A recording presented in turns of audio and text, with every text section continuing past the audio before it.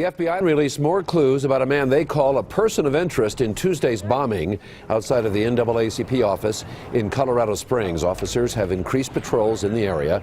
They believe the suspect acted alone. 9 News reporter Megan Fitzgerald is joining us from Colorado Springs. So, Megan, do they know anything else about this individual besides the drawing? Do they have at least a few details, or is he an unknown? Well, you know, Mark, they're still looking for him, but at this point, investigators are being very careful with the information that they're putting out there to us. They're not willing and able to call this yet an act of domestic terrorism or a hate crime, but the special agent in charge with the FBI who spoke with us earlier said he would be remiss if he didn't acknowledge the fact that NAACP chapters have been targets of hate crimes throughout the country in the past. Now, we want to get to that sketch or that composite of who police are looking for. They're calling this guy a person of interest at this point. Witnesses on the scene helped agents put this composite together. He's described as a white male in his 40s, balding and driving a white pickup truck, leaving the scene of the NAACP chapter here in Colorado Springs at around 10:45 on Tuesday. That's around the time police say an improvised explosive device was detonated near the exterior of the building. A gas can was near the IED, but we're told it didn't go off. No one was injured, but the FBI was very careful in the information they released tonight. But we want you to take a listen to what the special agent in charge, Steve Olson, said to us earlier.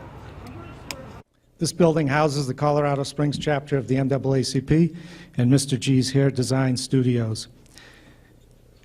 I will say at this time we will not speculate on the motive for the placement of the device, but we would be naive if we did not acknowledge the NAACP as a national organization has been the recipient of threats throughout their existence. Again, here is another look. Police want you to take another good look at the man or the person of interest that the FBI and police are interested in speaking with.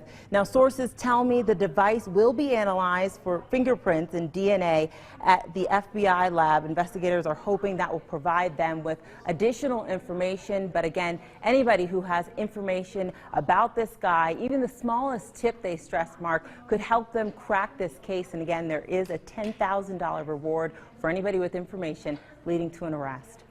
So I know it's largely speculation, Megan, because they're not saying much, but it looks at this point as though they have a photograph, but not a lot of other information.